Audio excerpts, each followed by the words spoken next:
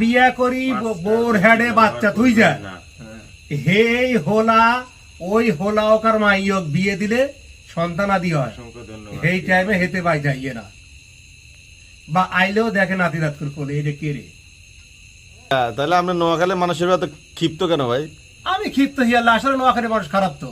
কি কারণে ক্ষিপ্ত? আপনার কি ক্ষতি করেছে নোয়াখালী মানুষ? ক্ষতি এটা আপনি যারা দেখবো তারা কমেন্টে লিখবো আসলে এই কথাগুলো ঠিক কইছি না ব্যাঠিক কইছি। আচ্ছা কি ক্ষতি করেছে একটু কোন? ক্ষতি আমার কিছু না। তাহলে আমার কিছু ক্ষতি করো না। আমি তদন্ত সাপেক্ষে দেখলাম যে নোয়াখালী মানুষ খারাপ।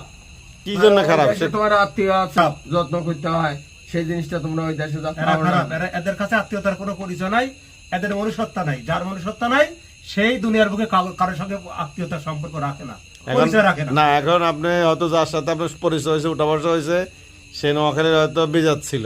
নোয়াখালী কিছু তো জাতি বংশ আছে আছে ব্যাগ জায়গারই।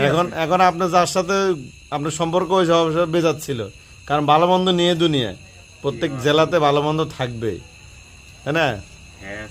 যত লোক থাক নোয়াখালীর লোক এরা খারাপ এরা তো খারাপ।